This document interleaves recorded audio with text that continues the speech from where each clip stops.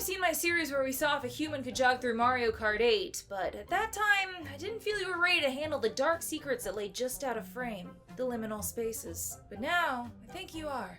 Well, maybe, because I wouldn't be surprised if most people who clicked on this video are still not 100% sure what liminal space means. It's a term that gets thrown around a lot and is inherently a bit amorphous and slightly subjective in its nature. But before we get into a video about liminal spaces, we've all got to get on the same page about what a liminal space is. Liminality is the state of transition, or being in between two places, conditions, or stages of life. Liminal spaces, therefore, are spaces that facilitate liminality, and as you can tell from the definition, this includes both tangible physical starting and ending points, as well as non-tangible abstract starting and ending points. Either way, these spaces are not designed to be lingered in or observed for long periods of time. The most common example of a room that serves as an inherently physically liminal space is a hallway, because a hallway is simply meant to serve as a way to transition from one key room to another. You don't leave your room to go to the hallway, you leave your room to go to the kitchen, and you have to pass through the hallway to get there. Physically liminal spaces are places where you are literally between your point of origin and your destination, often including places meant to facilitate traveling or even waiting, like airport terminals, stairwells, or waiting rooms. The most effective liminal spaces, however, the ones that tend to evoke the biggest emotional reaction out of people, are ones that combine physical liminality with abstract liminality, which strips the space of its normal context. Abstract liminality can lie between times, like between dusk and nighttime, between uses, like an empty venue between shows, between states, like between being awake and being asleep, or between life events, like puberty or a separation. You combine the abstractly liminal with the physically liminal, and you get an extremely liminal space. An airport terminal at 3 a.m., for example. It's a place where one waits to travel to another destination, it is between nighttime and dawn, and it can be empty as it is between common usage times. Now, that feeling of unease that often accompanies empty places that are usually busy and goes hand in hand with liminality is known as Kenospia. Coined by John Koenig in the Dictionary of Obscure Sorrows, it defines the eerie, forlorn atmosphere of a place that's usually bustling with people but is now abandoned and quiet. Humans tend to have an emotional reaction to this for a variety of reasons. One is because the human brain is designed to recognize patterns, so when you enter a space that your brain recognizes as usually bustling with stimuli that suddenly isn't there, it not only feels wrong, but it makes the absence of sound seem more prominent than ever. This also taps into our survival instincts. Vigilance heightens both because you're listening for any little sound that stands out amongst the quiet, but also because we're instinctually alert for any potential threat that might have driven everyone away, even if we logically understand that it's just a late hour or between uses, etc. But while Kenospia is an inherently negative emotion that often accompanies liminal spaces do not always evoke negative emotions in people. A liminal space might make you feel nostalgic, peaceful, sad, unsettled, or any other variety of emotions. They don't even have to be at nighttime. And even though it is the most popular feeling associated with the term liminal space, they don't even have to be creepy. But that being said, creepiness is pretty fun. So in this video, you're gonna get 3 for the price of 1. You'll get liminal spaces, creepy spaces, and creepy liminal spaces. Consider yourself spoiled. Now, you might be confused about how a liminal space would work in Mario Kart 8, seeing as the whole track is designed to be driven through as quickly as possible, making the entire thing transitionary. But to go from a transitional space to a truly liminal space, we're going to be considering the abstract liminality layered on top of the physical liminality. The Mario Kart creators didn't want us to stop on any part of the track, but it feels like they especially didn't plan for us to linger in any of these places. So let's take a look at some of the most liminal and creepy spots in Mario Kart 8. Our first spot is in the water park course, and it's actually right at the beginning if you take a left. Easy to miss with all the excitement, and the entire rest of the park is off to the right, so you have no real reason to look out here. But it's the juxtaposition between the bustling, busy part of the park and this lone soul tower that feels weird. The height to which it's flooded feels off and wrong. Aside from the underwater parts of the park that are part of the rides, the rest of the park appears to be on land. You can even see the doorways on this building. There's this fixture across the way from the tower, but even this appears to serve a purpose as a fountain of sorts. This lone tower outside of the park's grounds that's flooded almost to the top just evokes the thought of, what happened here? The other, more so creepy spot in this course that I want to point out is right on the edge of this ride. There's a spot against the wall that's perilously close to the trajectory of these giant moving mechanical vehicles, and if you picture it in real life, you might get a little queasy. And the people in the ride aren't even having fun. They're cold, dead stares combined with a giant metal machinery hurtling your way and the mechanical fish swimming around. Even if you don't have submechanophobia, let's get a quick vibe check of what this would be like in real life. Let's get out of here. In In Sweet Sweet Canyon, true to its name, we start out delightfully soaring through lands of sweets and candy, which makes it rather shocking when we suddenly come to this abrupt transition into water. It's actually orange soda, but for syllabic ease, I'm just gonna call it water. Stopping right before the water's edge makes it almost foreboding, especially since we can't see what's around the corner. And once you do go into the water, it doesn't get much more reassuring as you're driving on the precipice of a seeming abyss, clouded by fog that masks who knows what down there. Makes you wish you stayed on dry land. Thwomp Ruins spots might hold more intrigue than anything, with the first being right here on this edge, where you can see this track that runs parallel to the one you're driving on. It's completely empty because there's no way to get there, but it tantalizingly seems like it goes somewhere, almost like you're on the wrong part of the track and should be down there, amplified by the mysterious blue light emanating throughout the walls next to you. Another example of a mysteriously obstructed spot in this course is the hole that the giant stone gears sink down into. Its depths are both intriguing and ominous, but despite how much I tried, there was no way to satiate the curiosity of what lies beyond the edge. The addition of anti-gravity in Mario Kart 8 really upped its potential for uncanny liminality, and I think a great example is in the Flower Cup's Mario Circuit course, where stopping in this one spot is disorienting due to the various signals your brain is getting on how to orient itself. The waterfall is flowing upwards, the toad is jumping downwards, and there's a light and a sign that seem to be oriented with how you're facing, but the print on the sign seems upside down. Plants grow out of the track upside down, and one tiny detail that I think is really interesting is that this butterfly is flying upright, but you're upside down, meaning the butterfly is, in reality, flying upside down. Could this actually happen in real life? Very hard to say. I mean, butterflies can fly upside down in all sorts of ways briefly to orient themselves, and they can hang upside down for long periods of time, but it's hard to say if they could fly upside down for equally long simply because we've never seen it, because they don't have a reason to. If a butterfly starts flying upside down after hanging onto something, it'll pretty quickly flip over, just because their muscles and wings are optimized for that direction, with their bodies hanging beneath their wings. So I think it's safe to say that they're not evolved to fly upside down for long periods of time, which makes this butterfly that never lands or flips upright all the more uncanny. Ah dang, I got on one of my butterfly tangents again. Point is, this transitional spot where you can see the world twisting is rather unsettling to me. But there's actually one more spot on this map that's equally unsettling, and it's right here. This little nook. I don't like it. It's an unfortunate side effect of the round track getting too close to the straight edges of the castle, and it was very clearly not meant to be looked at too closely. It feels like one of those interior design fails where you're like, well, I guess it's not the worst thing in the world. But then you look at it for longer and you're like, actually, this might be the worst thing in the world. That's what this is. I hate it. Moving along to Toad Harbor, the majority of this course is cheery and lighthearted. Toads line the streets, cheering you on, except for this abandoned corner, tucked under the canopies. Here it is still and quiet, each window having shades that are parted just enough to give you a view of the stark darkness inside. And if we go into the corner, there are two gaps that reveal equally quiet and empty alleys on the other side. And it's so still and so empty that you almost feel like something might just appear around the corner.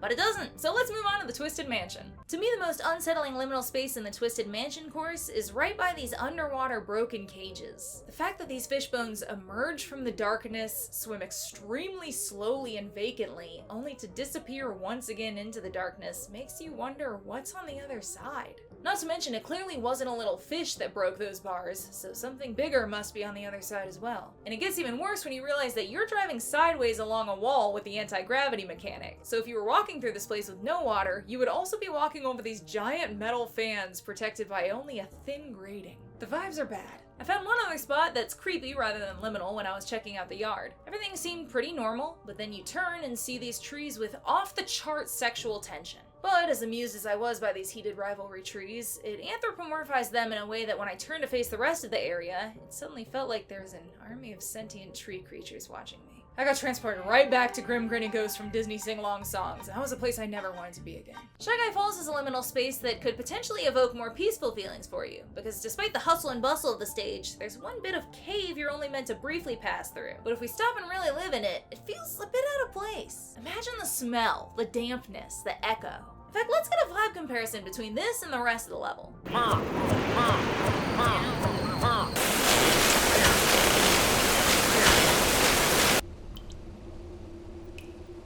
Yeah, great little spot. Though deserted airport terminals terminals frequently serve as liminal spaces, inside Sunshine Airport is actually pretty bustling. Outside is slightly different, however. If you've ever been to an airport where you walk outside to board the plane from the ground, and you're like me, you might find seeing the size of the plane's mechanics and being that close pretty intimidating. So for me, the moments next to the huge unmoving plane bring about a liminal sense. And then this spot, where we have a front row seat to the moments between the plane taking off and it fully being in the air, also has a liminality to me that feels dreadful, mainly because it gets unnervingly close to that platform. But let's now catch a flight to a course that I despise, the Electrodrome. The Electrodrome is so many layers of weird, and if you look closely, you'll understand why this place gives me the creeps. First of all, this assumingly live feed with the atrocious frame rate is not here. I'm guessing this DJ is supposed to be Larry Koopa, and not only is Larry nowhere to be found on this course, there's no DJ booth anywhere. So what are we watching? Secondly, when driving by, we might think that these apartment complexes are partying just as hard as the rest of the place, but really look in the windows. No one's partying in there. Disguising emptiness with colored lights somehow exacerbates the emptiness once you notice it. But there's one spot on this map that's even more liminal and disturbing to me, and that's if you look back right after this jump. This is haunting. Look forward, partying, people, rainbow lights, blaring speakers. Look back, an empty, dark expanse with colossal waterfalls emptying into a swath of cold, dark waters. The residual confetti and laser lights do nothing but unsuccessfully hide the hollowness of the town that this cavern exposes. Dance, citizens. Dance to hide the hollow darkness that rests in your soul's crevasses. Anyways, moving on to Mount Wario, our liminal space comes right after you jump out of this hallway. If you look back, there's a little nook cut out of the building with a door, which is weird. There's literally no reason for it to be there, and yet there it is, with pipes and a light and everything. It gets weirder when you think about what functional purpose this door would serve in universe. What, you just come out here to look out? Why is it so far up? Why did they put this here? We'll never know. Let's forget that and go to Cloudtop Cruise, where there's one specific place once you enter the storm of the stage where it really feels like they were counting on you to cruise on by. Because if you don't, you get to see this bizarre, rolling, claymation-esque texture of this cloud that just doesn't seem quite right the longer you look at it. Speaking of not quite right, there's also a spot in Bone-Dry Dunes where the anti-gravity really messes with your brain again. Driving sideways in this game is nothing new, but there's something about this spot in particular, with the upwards flowing sand and the almost perfectly vertical clouds, that just feels really surreal. Not terrible, just interesting. A meeting of the earth and sky in an unexpected way. But now let's check out Yoshi Circuit, because while this quiet seaside spot may seem completely normal at first, the longer you observe it, the more you realize something's not quite right. None of these boats are actually moving. And if you look closer, there's no life anywhere to be seen. No one is on the cruise, no one is operating the lighthouse, and no one is on the sailboats, which we can also see from a different angle. Once you realize no one's manning these, it starts to feel a lot less lively and a lot more post-apocalyptic. Now you might think, how liminal could Excitebike Arena get? It's a big oval track. That's what I thought too, but take a look over the outer partition and boom! What in the Backrooms? Glimpses into these parking garages can actually be found all around the track, and they're quite effective at making it seem like the garages expand far past where you can see, assumingly all connecting. But the empty expanse is only made creepier by the cold blue lighting they decided to cast it in. It really is reminiscent of the Escape the Backrooms parking garage section though. It's just so still and so empty that you almost feel like something might just appear around the corner. Probably not, though. Toad's Turnpike is usually pretty bustling with all of the traffic, but every once in a while there will be a huge gap in the traffic that allows for some really unsettling moments. These helicopters, for instance, have always unnerved me in these games, in large part due to the knowledge that when real-life helicopters have their spotlights on, it usually means they're looking for something that might spell danger. I see a helicopter shining its light somewhere, my brain says, don't go there. So on an empty street at night, surrounded by wooded areas where things could be lurking, with a helicopter's blaring spotlight trained on me, this place gives me the heebie-jeebies. Let's pop over to Royal Raceway, where everything seems normal at first. I even went up to this translucent glass and was pleasantly surprised that you could actually see what was on the other side, which was what I thought until I turned the corner and noticed something off. And then I started to notice a lot of off things. I don't know what parallel reality we're looking into with this glass, but it ain't this one. Donkey Kong Jungle is a textbook example of a course where the longer you look at it, the more bizarre it seems. We can get the best sense of it right here, where almost immediately things feel off because the trees look flat like stickers. But then your eyes start to move around the screen and you realize everything seems kind of weird. Have the cliffs always had that texture? Have the rocks always been shaped like that? Some courses are truly not meant to be examined too hard. This is just ugh, though. In the Wild Woods, we first have to pass by these Children of the Corn. There's nothing over there, by the way. The track doesn't go by there, so there's really no reason for these freaks to be loitering. But soon after, we come across the real highlight of the course, this drainage tunnel. I don't think much has to be said about this. The impenetrable blackness, the large gaps in the bars. You can almost hear the wind whistling through the tunnels. Something definitely lives in there. It's just so still and so empty that you almost feel like something might just appear around the corner.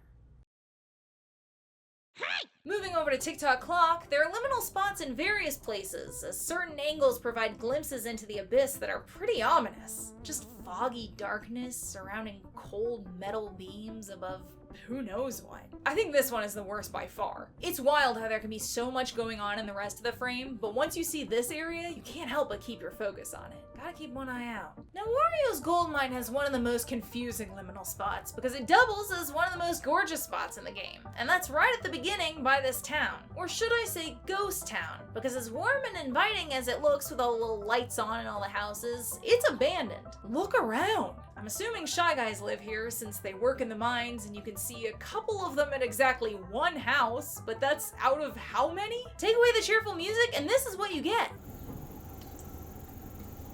And on the other side, the pipes aren't even steaming, adding to the emptiness. It's a beautiful but somewhat eerie sight. I wanted to save my Rainbow Road pick for the SNES Rainbow Road, because although the others have their moments, the SNES Rainbow Road has an atmosphere that is the most liminal to me. You have this bright-ass rainbow track in the middle of absolutely nowhere, and the transition from the foreground to the background is kinda spooky. The unlit hills in the far background, the fog. Like, just imagine standing here looking out for a second. Weird, huh? Maybe a little peaceful, but it's just so odd that there's this rave track in the middle of nothingness. Somehow the actual SNES version that takes place in a void leaves me with less questions than this place. The rainy nighttime atmosphere of Neo Bowser City immediately screamed potential to me, but by far the most liminal spot on this track for me is right when you drive into this roofed utility tunnel area. First of all, immediately feels like you shouldn't be here. The steaming vents, exposed wiring, and sparking lights being great indicators of that. But it also has to do with the transition from being in the rain to being under a roof. Watch. Vibe check!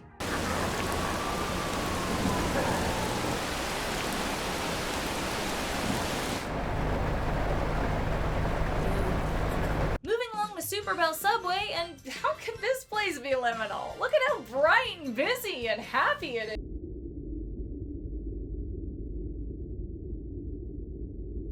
On to our final course for today, Big Blue. The liminal spot I want to focus on is right after you fly through this thing. Look back and you get this view, which is a strange and almost hypnotizing one. The heavy machinery with lasers casually being submerged in the water makes me so uncomfortable, especially considering most of the machinery and walls in this course will electrocute you. I don't know why they feel so comfortable allowing this death trap to function in the vicinity of the public. So those are all the most liminal and creepy spots in Mario Kart 8. Well, at least the first page of courses. There is a whole other page of DLC courses, so leave a comment if you'd like to see me go through those as well, or if you'd be more interested in the prettiest spots of Mario Kart 8. I guess it doesn't have to be either or, but if the demand is high enough for either of them, I'll put them on the to make board. And now, if you'll excuse me, I've got to go set up an appointment with my therapist to talk about grim grinning ghosts again. The trees can't hurt me, the trees can't hurt me, the trees can't hurt me. But I'll see y'all in the next one. Bye!